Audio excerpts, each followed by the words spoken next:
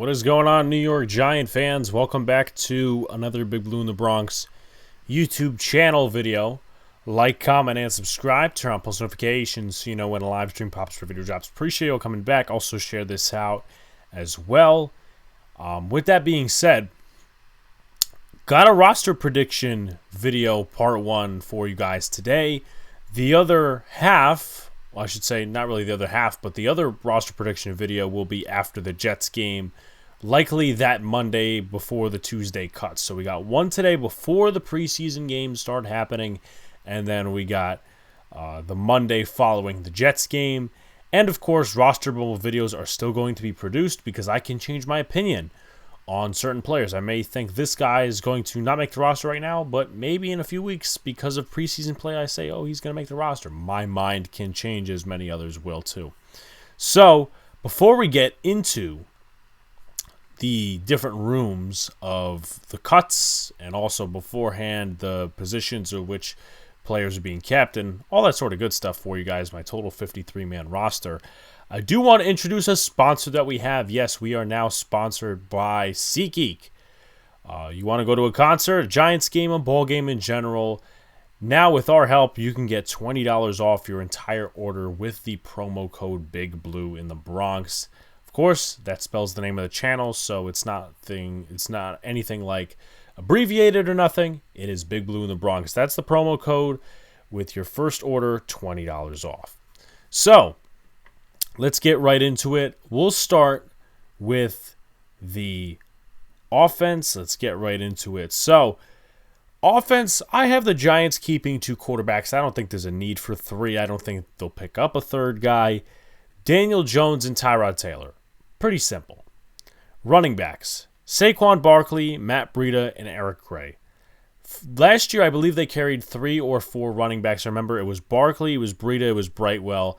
Myrick was a fullback, and they may have kept Corbin initially and then cut him, but I do remember these 3 being there, or at least 3 running backs being there, not these 3, because Gray obviously was still in college. Tight ends, Darren Waller, Daniel Bellinger, and Alex-GajovichProtich.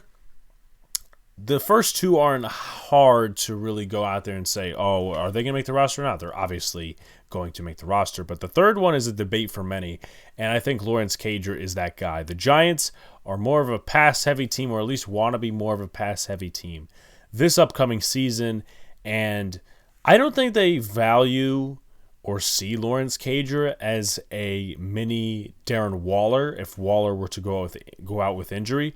But I think they could see, okay, if we need an extra blocker, we could rely on an extra offensive lineman, or we could say, hey, Daniel Bellinger's that guy. You know, he could do some blocking as well. So Giants go more pass heavy. Alex-GajovichProtich is that third tight end as an extra weapon for Daniel Jones as he served his purpose in the middle of last year. Wide receivers, I have the New York Giants keeping 7 with Wan'Dale Robinson coming back. Apparently reports say that he is going to be practicing within the next week or so. Colin Johnson, who's been a nice camp body and I think is going to make the roster because of the way he can be valued and really used in multiple ways. In the slot with his speed, not like he has groundbreaking speed like Wan'Dale Robinson or a guy like Paris Campbell or Jalen Hyatt, but he's got solid speed, yards after the catch, and he's also a big body, so he can get the football from many other smaller defenders. Sterling Shepard, I think he's going to make it. I think he's one of Daniel Jones' better targets when healthy. Isaiah Hodgins, obviously. Darius Slayton, obviously. Paris Campbell, he's been outstanding during camp. And Jalen Hyatt, who's come on recently as of late as a third-round pick out of Tennessee. Offensive line, Andrew Thomas, obviously. Ben Bredeson, John Michael Schmitz, Josh Azudu, Evan Neal, Mark Lewinsky. It gets dicey after this. McKeithen is back, so I have him making the roster as a swing tackle, swing guard. Matt Peart has not necessarily looked the greatest over the last 2 days going up against Aiden Hutchinson. However, he is right now the swing tackle over Tyree Phillips. Now, Phillips could be better positioned at guard, but Peart has looked better at tackle, which is where the Giants want him. And then Tyree Phillips to follow, Corey Cunningham, other guys as well. So it looks like Matt Peart, and even in my opinion right now, is going to make the roster.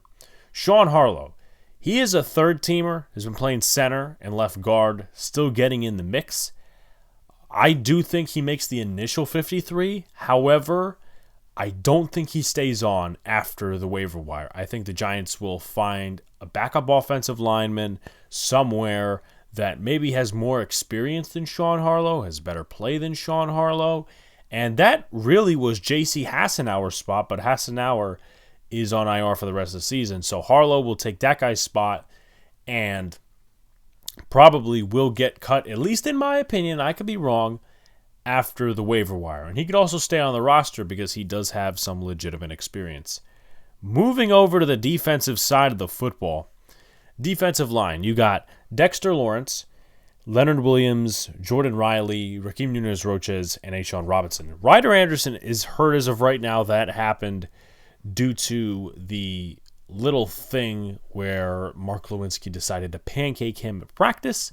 Didn't prove fruitful for Ryder Anderson, so now he is injured, and I think that's where Jordan Riley says, I'm going to take this roster spot. He looked good in the second day of joint practices.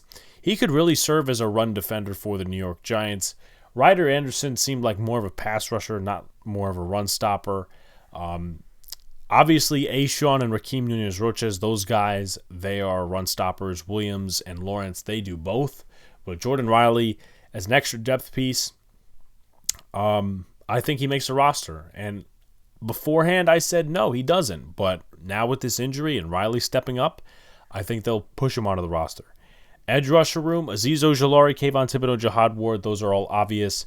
Tamon Fox and O'Shane Ximines, they don't have really good competition to beat those guys out. I'm going to be honest.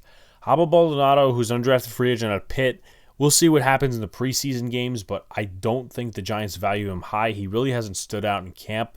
And then to Sean Bauer as well, who hasn't stood out in camp either, had 4 sacks last season in the preseason for the Las Vegas Raiders, but didn't do anything in the regular season. So I think it's going to be those 5 similar to last year's room.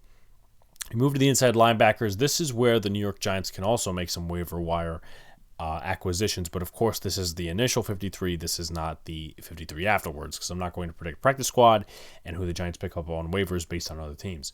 Okereke, obvious. Beavers, obvious. Micah McFadden, obvious. Carter Coughlin and Cam Brown, I think those guys stay on for special teams purposes.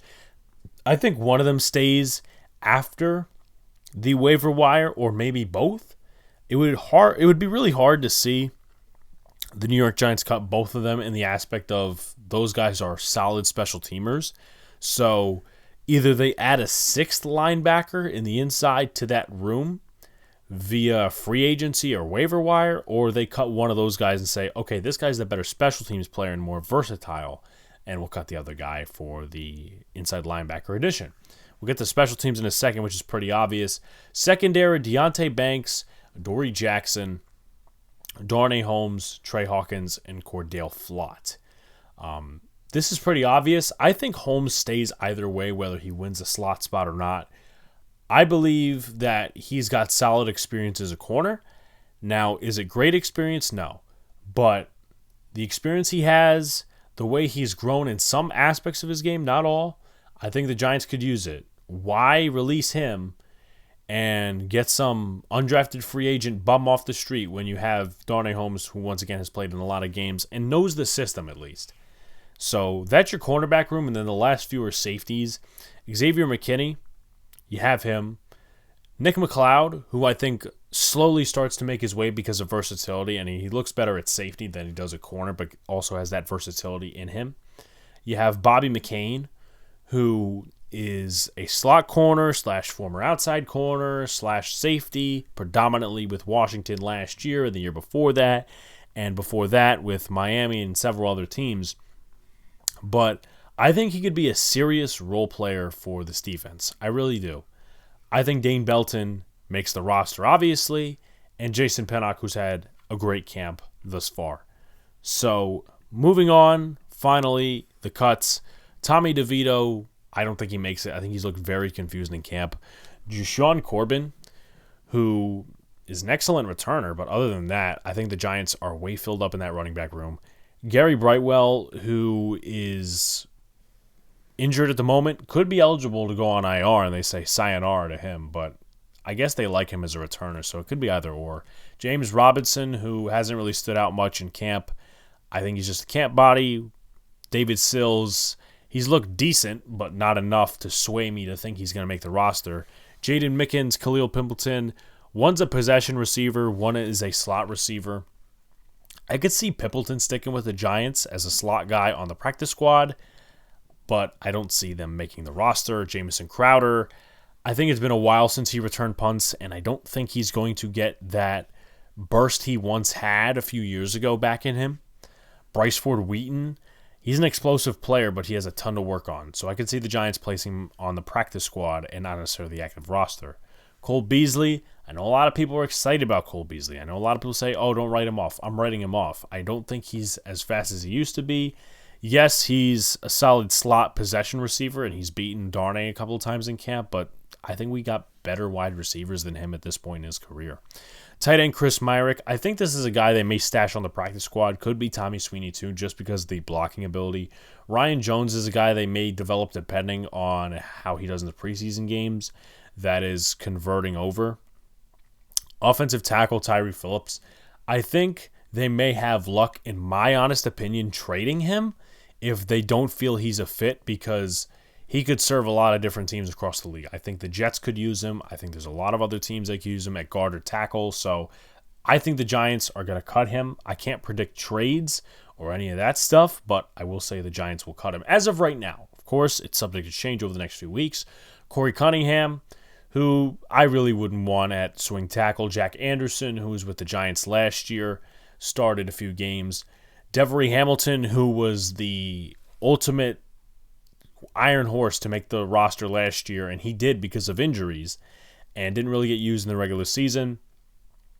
And with that being said as well, he hasn't been noticeable this camp. Shane Lemieux, who's played at center and guard, he's been awful this camp in one-on-ones. Wyatt Davis, who's been playing tackle and guard, not great. Kevin Atkins, will have a roster bubble video on him soon, but XFL player, and I just don't think he makes it. Ryder Anderson, who's eligible for IR or however they want to do it. He's currently injured, as mentioned. Kobe Smith, Donovan Jeter, camp bodies precisely. DJ Davidson, we have not heard about recently. I think he's eligible to go on the PUP. And actually, no, he is on the PUP right now, but I think they could push it to another few games just to give Jordan Riley some playing time. Brandon Bryan, who's mainly a run stopper. Troy Brown, Deontay Johnson, who are undrafted free agents, have made little to no impact thus far. Same thing can be said for Haba Baldonado. Tashawn Bauer, same thing can be said. Amani Oruwariye has had a bad camp, has been getting beat a lot. Rodarius Williams hasn't had the greatest camp either. Aaron Robinson, who is slated to come back soon, but I think the Giants, with the depth they have at corner, could push him to the first 6 games of the season on the PUP. Or, potentially in a few weeks, if he does come back, he could obviously be on the roster or may get cut. Or they could sit here and say, we'll go on IR for the first 3 games and decide after. Jamon Green, who's not had a good camp. Darren Evans, who's an undrafted free agent from last year. Same thing can be said for Zion Gilbert, who's more of a slot corner. Don't see them keeping him. Alex Cook, who's been decent, but nothing of major recognition. And then Cam Lyons, the long snapper. I don't think he's beating out Casey Kreider. So like, comment, subscribe to all the good stuff. Who's making the roster, in your opinion? Who's not making the roster? Do all that good stuff, guys. And we'll see you in the next video. Peace out.